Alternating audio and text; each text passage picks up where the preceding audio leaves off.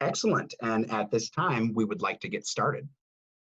We'd like to welcome our attendees to the Legacy Scholars Summer Orientation Virtual Series, brought to you by the Battle Creek College Access Network and Legacy Scholars. This series is an adaptation of our in-person orientations, which traditionally take place on campus at Kellogg Community College during the months of April and May for graduating high school seniors. Of course, in response to the COVID-19 pandemic, our office and those of our community partners are dedicated to ensuring our students and parents have the information they need to successfully enroll the student at Kellogg Community College using their eligible Legacy Scholarship credit hours. So we thank you so much for joining us. I'd like to begin today's Session 3 presentation with some important housekeeping notes. For any new attendees, please keep in mind this is a 3-part series, and so we hope that you have enjoyed the recordings or the live webinars up until this point. Today will conclude the 3-part virtual series. We will be offering recordings after the event takes place in case someone missed their scheduled time or for some reason were unable to register. And once you receive the link for this orientation, should you know a friend or parent who might want to also take in this information, please feel free to share the link we provide in today's follow-up. At this time, all registrants who have submitted a registration form should have received the Session 1 and Session 2 recordings for the days they indicated in the registration form. As you can see on your screen, we will be raffling off prizes for attendance. Each eligible Legacy Scholar earns an entry into the raffle every time they attend one of the 3 live sessions. The prizes are 1 backpack, 1 Texas Instrument 84 Plus graphing calculator, and 1 Lenovo Chromebook Flex laptop. The drawing will occur after the series conclusion, and the winners will be contacted via email. A survey will be distributed following each session of the webinar series. We ask that you please take these surveys and help us to improve our virtual presentations moving forward. And at any time today throughout the presentation, should you have a burning question, feel free to utilize the question and answer feature that's located on your toolbar, either at the top or bottom of your screen. And at the final minutes of the broadcast, we will address those questions for you. Should you not have any until the end of the presentation, that is just fine. Just be sure to use your question and answer tool. So without further delay, I will go ahead and introduce myself. My name is Terry Burleson. I serve as the program officer with the Battle Creek College Access Network, and I, in my role with BC CAN, work closely with students to help them with application support, any troubleshooting issues that they might have. I also assist in navigating processes between Kellogg Community College and the Battle Creek College Access Network. And I also manage some student success programming as well. And at this time, I'd like Laura to go ahead and introduce herself. Hi, everyone. My name is Laura Zale. I'm the Senior Program Officer with Battle Creek CAN, and I work alongside Terry in overseeing our programming for student success and outreach, as well as manage the Legacy Scholarship and your eligibility for the scholarship. So I oversee most components of that and ensure that everything runs smoothly for you. Like Terry said, our communication between offices with us and KCC. Excellent. Thank you, Laura. Now, our Session 3 guest today, Travion Thomas, could not join us today, but I still wanted to provide her contact information. Travion serves as admissions representative with Kellogg Community College. She is one of several that you may contact, but we, for the purposes of today's presentation, thought it would be great to provide you with phone number and email should you have any Kellogg Community College specific questions. Travion is very helpful. She's always eager to assist students, and if she does not have the answer, she will definitely find the individual who does.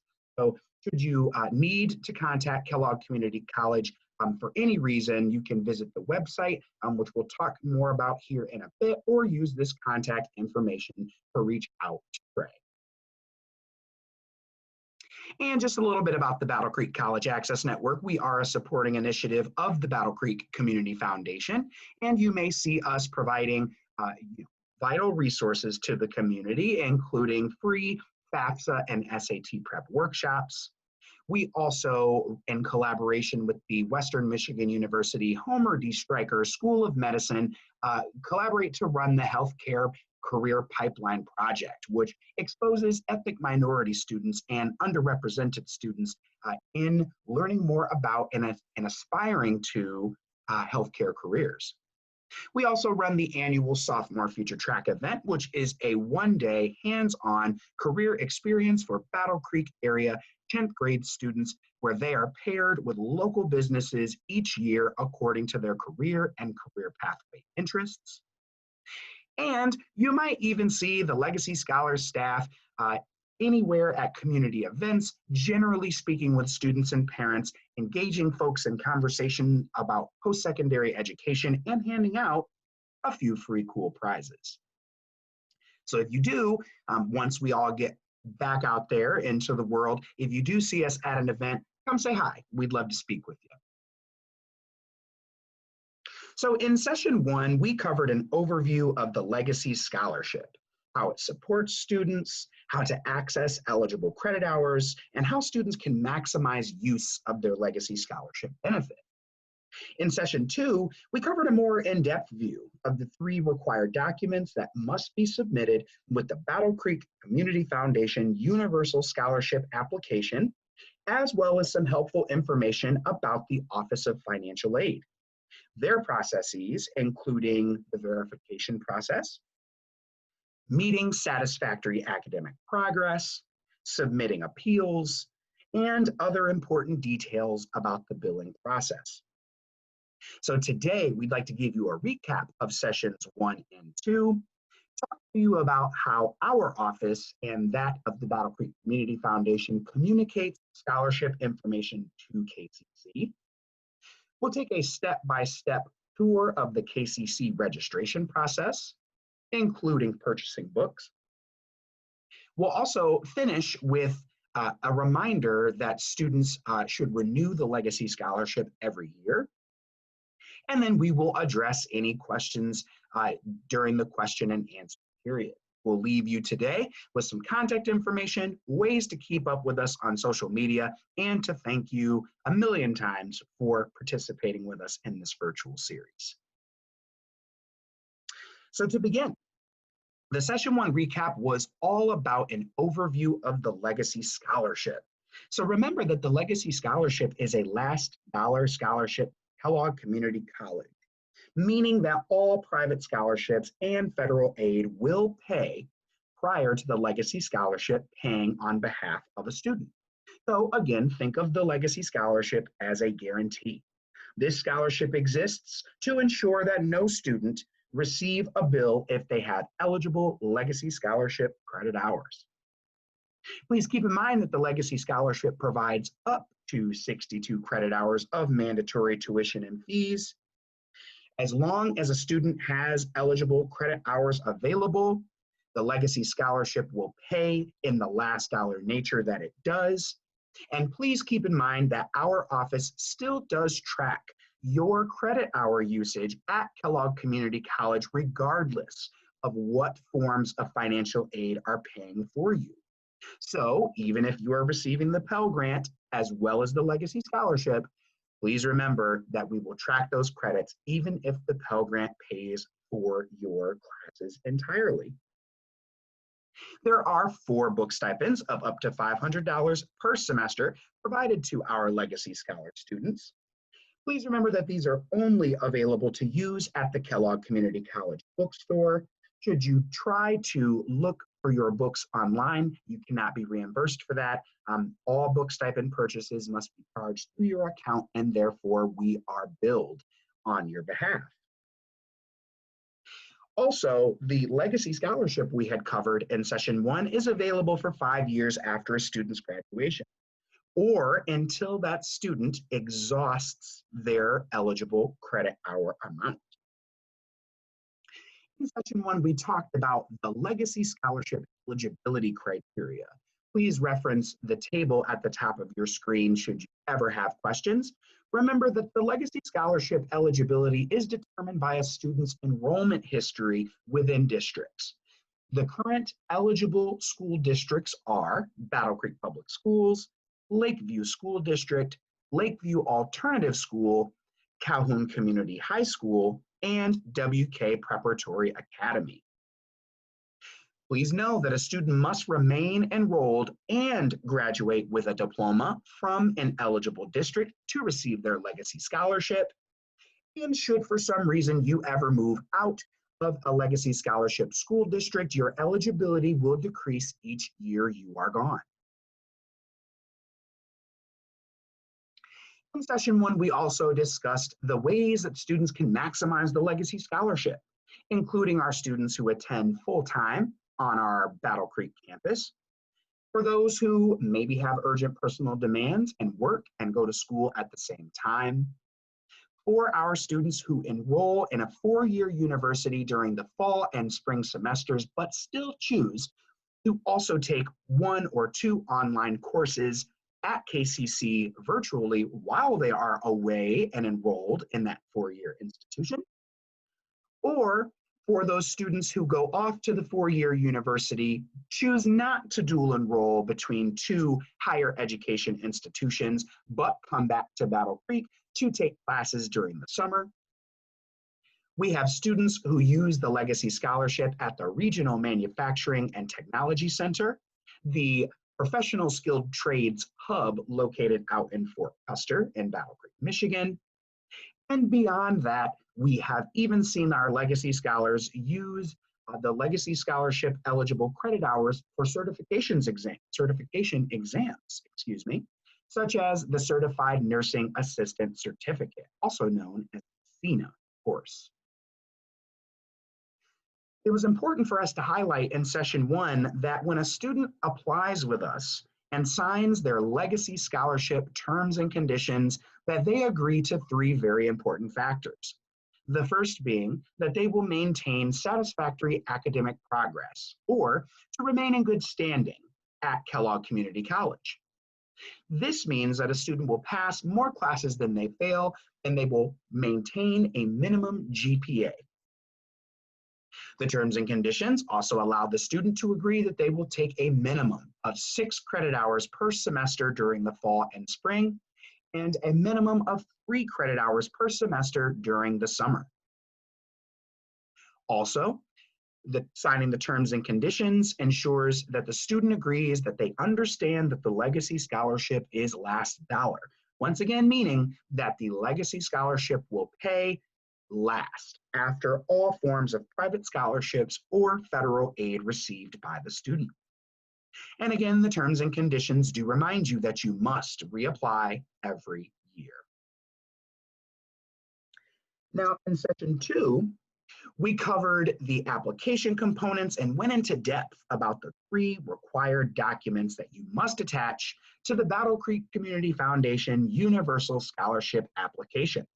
And students can visit this web link, www.bccfoundation.org/scholarships, every year to submit their renewal Legacy Scholarship application. You will need to, every year, attach a copy of your transcript. These are your most recent grades, your FAFSA student aid report, as well as your financial aid award letter or no-need letter. Now, in our review in session 2 of the transcript, we outlined that a student's transcript might look differently depending on where they are in their post-secondary education. For high school seniors, you'll see on the left, you can access a copy of your official transcript from the school's registrar or your school counselor. Now, for those students who are reapplying with us and continuing their education, they will provide us a copy of their college transcript. Now, the college transcript, if it comes from your web portal, is acceptable as an unofficial copy. We took great lengths to let our attendees know that the acceptable formats for the high school transcript are PDF, which is a universal document widely used today, or screenshots or images in the format of a JPEG file or a PNG file.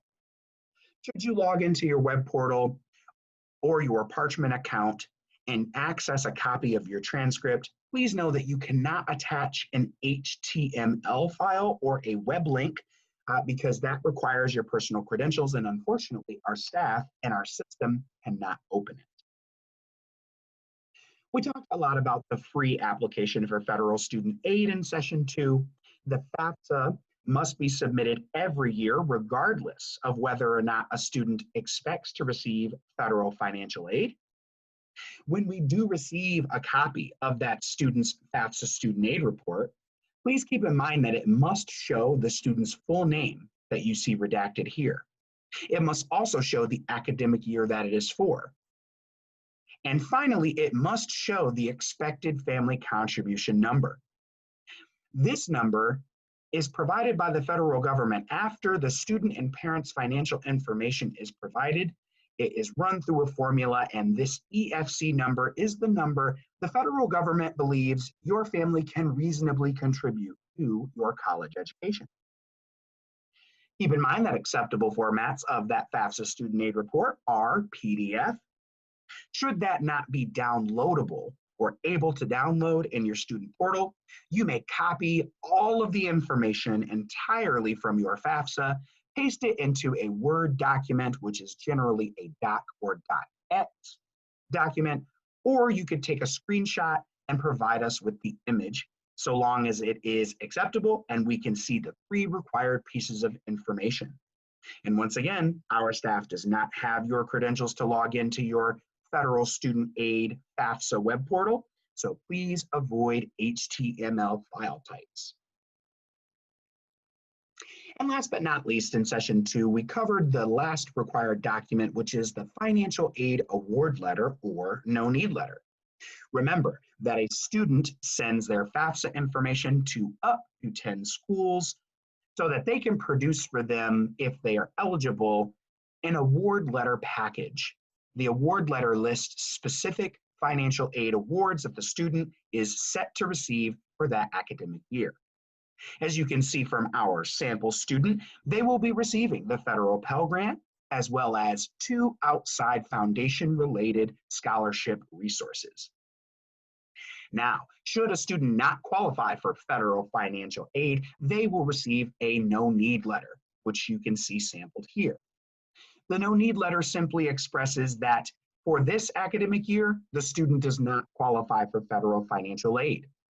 We accept the no-need letter in place of the award letter should that eligible legacy scholar not qualify. And again, remember that PDF, docx, JPEG, and PNG files are acceptable, whereas web links cannot be viewed. Our guest in session 2 was the Director of Financial Aid at Kellogg Community College, Nicole Cook. And Nicole Cook spent some time reviewing the fall 2020 billing timeline.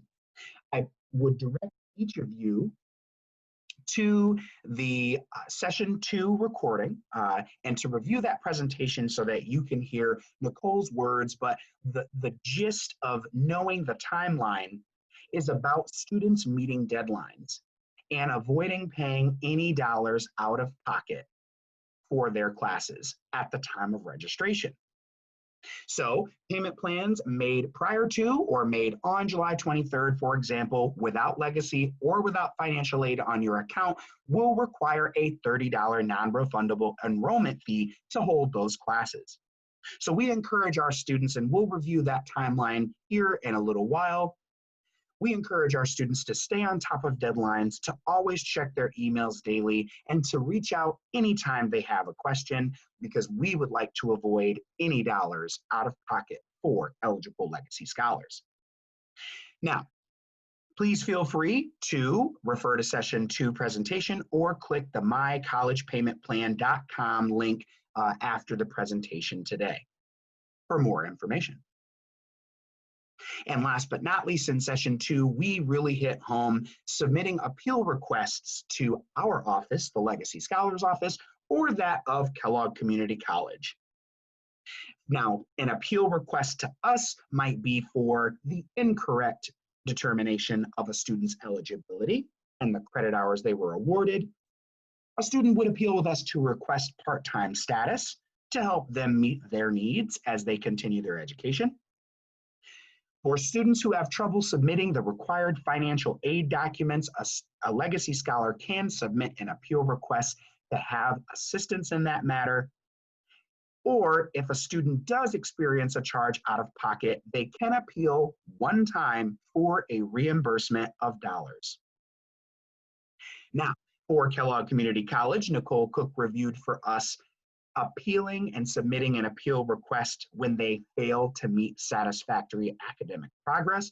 That involves making an agreement with the Office of Financial Aid to get back into good standing. Or should a student exceed the normal number of credit hours generally associated with an associate's degree, a student may need to appeal to waive the maximum time frame suspension. Now, when a student applies and completes all the requirements for the Battle Creek Community Foundation Universal Scholarship application, then they are put on what is called our Legacy Scholarship Composite List. Now, some important composite list updates is that March 1st is the deadline. That is when the Battle Creek Community Foundation Scholarship portal closes. That student would at that time have submitted their completed application, a copy of their transcript, as well as a copy of their FAFSA student aid report. From March 1st and after submitting that application on time, the student will then work between Kellogg Community College web portal and that of Battle Creek Community Foundation office to submit the final document, which is the financial aid award letter or no need letter. We will work with students to collect all of their information and required documents until we send our initial list, which traditionally takes place in mid-June. Then keep in mind that every week following, we will send an updated composite list to Kellogg Community College on Friday afternoons. So we really encourage our students to meet our mid-June deadline of our initial sending of the list. But should you miss that date because of whatever reason, please feel free to reach out to us and ensure that you can get those requirements completed so that you can make that Friday's list. And then below for you are some other important dates that we had covered on our timeline in previous presentations. Now, when a student has completed the Battle Creek Community Foundation scholarship process, they have been put on the composite list and their financial aid account updated, it will then be time to register for course.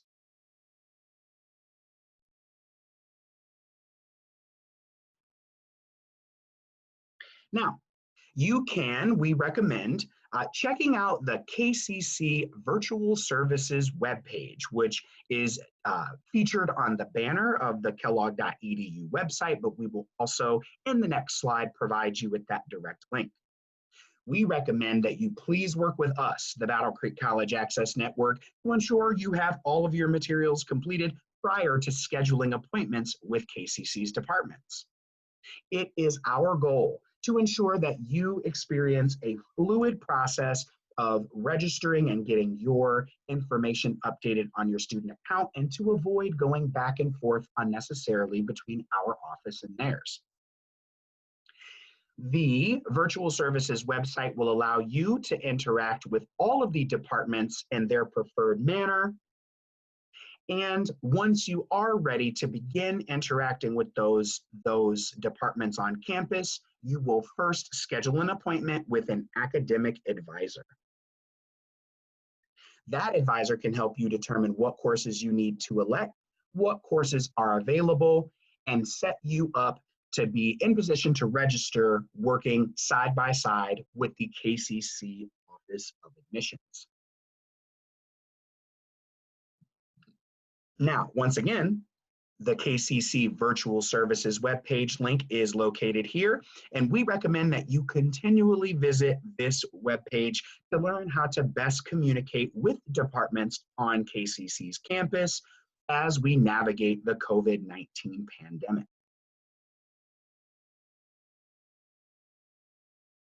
Now, once you are all set with your appointment with your academic advisor, you know which courses you need to elect, and you have worked with the Office of Admissions to get your questions answered. You may then log into your Bruin portal, which you can see in on the left-hand side of your screen. At the login on the kellogg.edu page, once you click that Bruin button, you will be taken to the login page. Now, it is important to know that your username and password information will be communicated to you via email, the email that you used to apply for and register as a student at Kellogg Community College.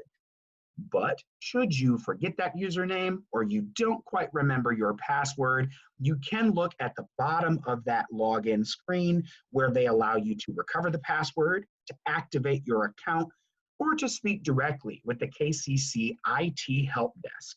That phone number and email are located there, and we work very closely with the help desk, and Debbie would be more than happy to assist you in retrieving your credentials. Once successfully logged into your KCC Bruin portal, you will be welcomed to the Bruin portal and provided with many options. A few worth mentioning. First and foremost, located here is your Moodle courses. The Moodle account is used by students who are taking online courses. This is also the Moodle portion, the location of your online learner orientation, a requirement to take courses online at Kellogg Community College. Once a student does complete that online learner orientation, they will be provided with a PDF that they can then promptly share with the registrar's office so that they can be confirmed and properly sanctioned to take online courses at KCC.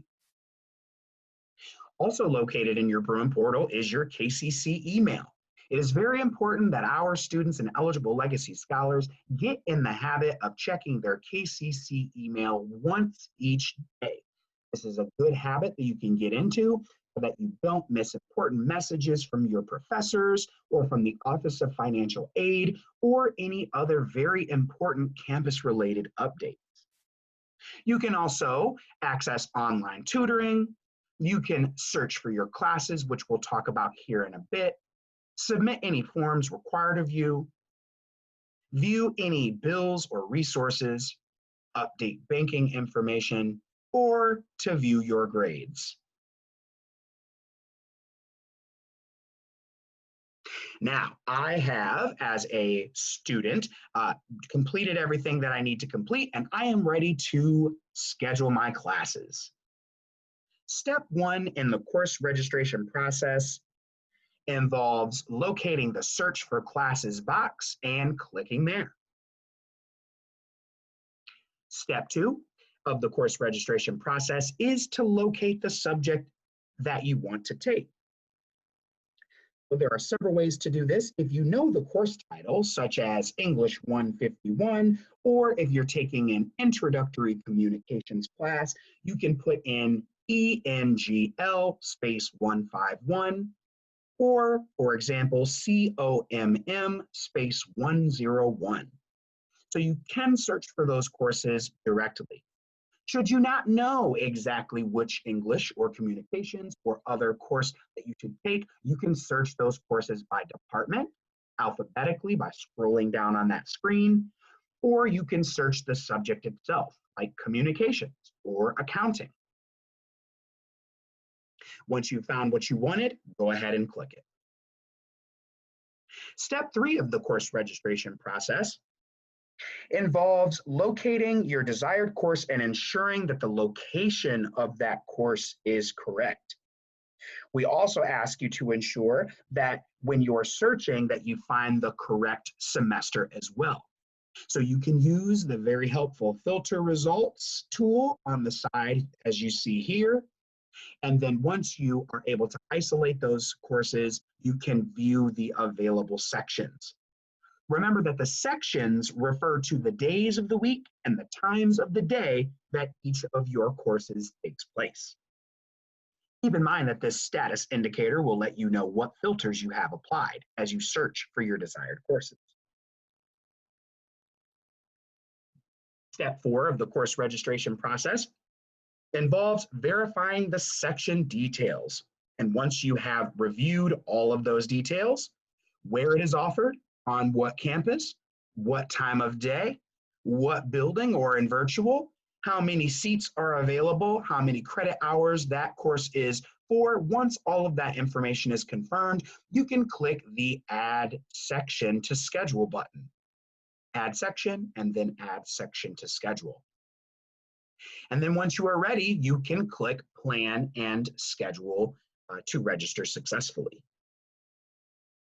So those are your 4 simple steps in registering 4 classes at Kellogg Community College within your KCC Bruin portal.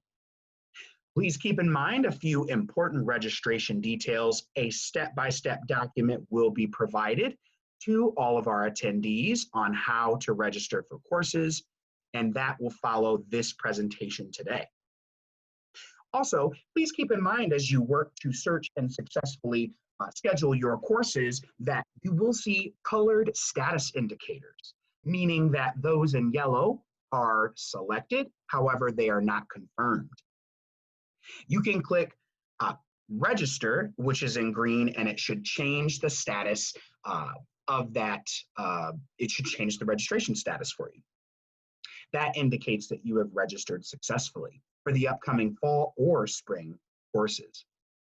Now, as I've mentioned before, for online courses, any student desiring to take courses online using their eligible Legacy Scholarship credit hours must complete the KCC S100 online learner orientation, and our students must pass that with a P. Please remember to send promptly that PDF document of your certificate via email or contact the registrar's office to see how you can otherwise engage with that office. And once you have registered for your course, please remember that all students must sign up for the payment plan.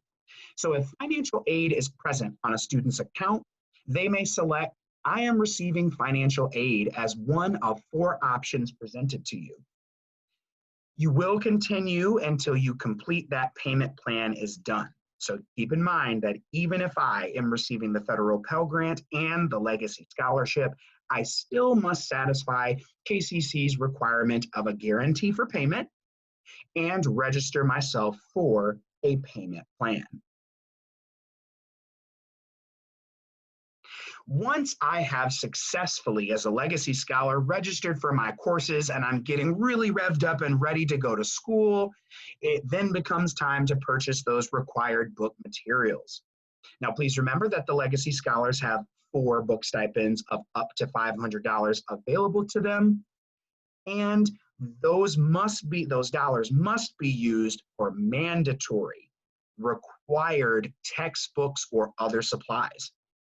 Should a student be doubtful as to whether or not an item can be covered by their Legacy Scholars book stipend, they can feel free to contact myself, Terry, or Laura to learn exactly what they can do in that situation and to perhaps even have an exception made. So after you have registered for those courses, you can print a copy of your current school schedule and provide that to the admissions office so that you can receive a student ID. Keep in mind that for first-time students, that ID is free. Next, you can also begin to purchase your required books, which may also require a copy of your current school schedule. Please again, visit the KCC Virtual Services webpage so that you can ensure that you are engaging with the KCC bookstore in the manner that they prefer to keep everyone safe. You can contact the bookstore via phone or email, or as I have said, go to the KCC Virtual Services website, and the bookstore may require that printout of your current school schedule as part of the check-in and check-out process. Now, once you are all set and engaged and hopefully being as successful as you can be in those courses that you elected, it will, deep into that fall semester, be time to begin the application process with the Battle Creek Community Foundation, which is how you access your legacy and renew your legacy. Very simply, please keep in mind that you must remember to apply with the Battle Creek Community Foundation every year. You must submit those 3 required documents: the transcript, the free application for federal student aid, and the financial aid award letter every year to continue using any remaining eligible legacy scholarship credit hours. Should you forget, or it becomes foggy, or you need help resetting your credentials for the Battle Creek Community Foundation Scholarship Portal, please contact Laura or myself or our friends in the scholarship department at BCCF, and any one of us can help you retrieve those credentials and access your portal so that you can submit that application once again. And most importantly, for our legacy scholars, please remember to get in the habit of reapplying, because when it becomes time to transfer, once you've exhausted those legacy scholarship credit hours, it is going to be important as a graduate from this community to take advantage of the wealth of resources available to support your education as you pursue another credential, another associate's degree, or you transfer to a 4-year university of your choosing. And that is the recaps of sessions 1 and 2, how we as a staff communicate with the Office of Financial Aid at KCC to update student financial aid accounts, and a step-by-step guide on how to register for your courses, as well as contact information for your admissions representative at KCC, and finally, a simple reminder to apply every year. So at this time, I'd like to open it up to Laura to present any burning questions that we've received. Laura, have we received any at this time? No, we have not. So if any of the attendees have any questions, please type them into the question and answer box. And we have a few minutes that we can address those if you have anything you would like answered now at the moment.